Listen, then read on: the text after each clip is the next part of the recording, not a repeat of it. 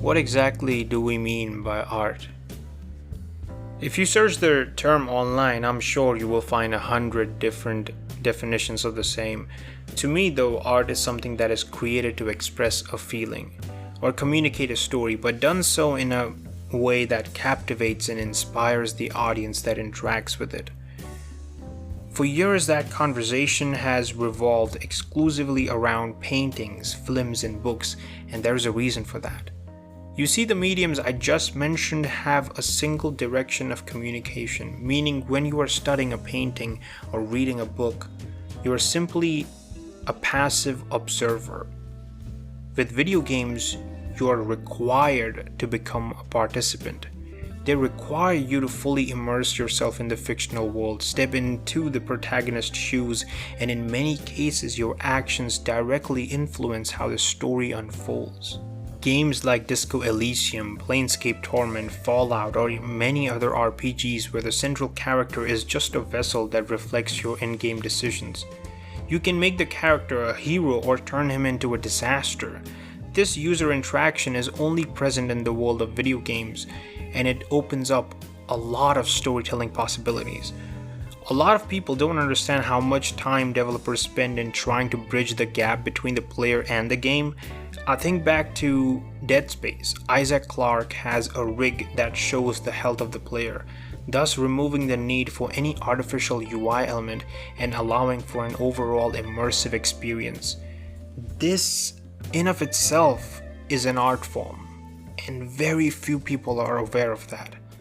And it's not just user choice that makes a game art, it is a combination of various different systems working together that really makes a game shine.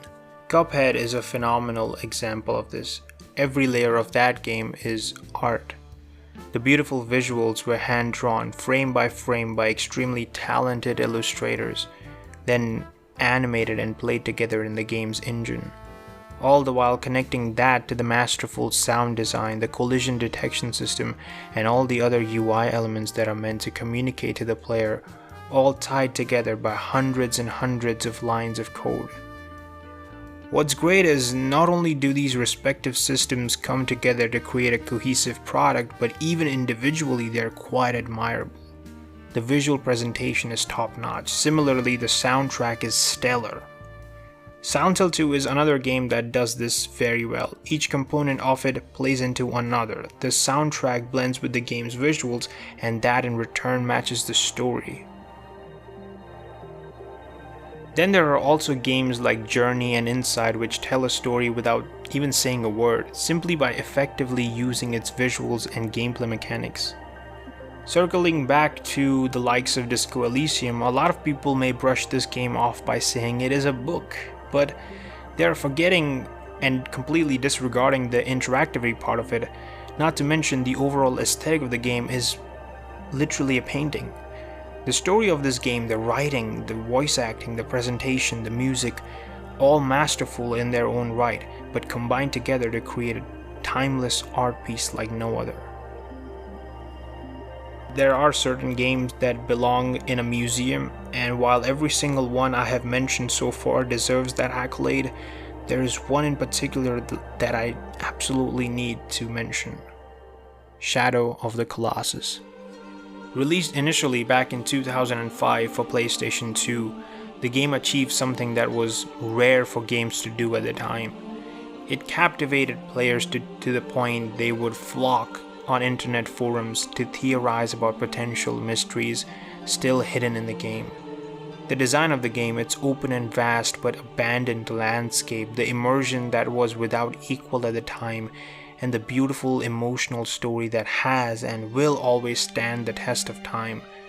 Truly, playing this game even today, it feels so different from everything else in the market, to a point where it goes beyond what can be conventionally defined as a video game.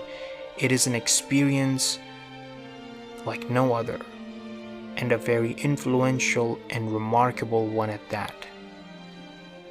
But it is important to note that not every game is as creative or artistic like Shadow of the Colossus or the many others that I just mentioned here. While all games have some form of art, in them, few games are actually developed with the art in mind. You see, most games, especially today, are created exclusively for commercial purposes, with no intention of making something special or original. This is where you can criticize games as not being art, because there are many more games that are influenced today by the profitable success of the industry than those which are actually inspired by legacy titles. But like with everything in life, a balance can be achieved. From Software has proven that you don't have to sacrifice the art for the sake of commercial success.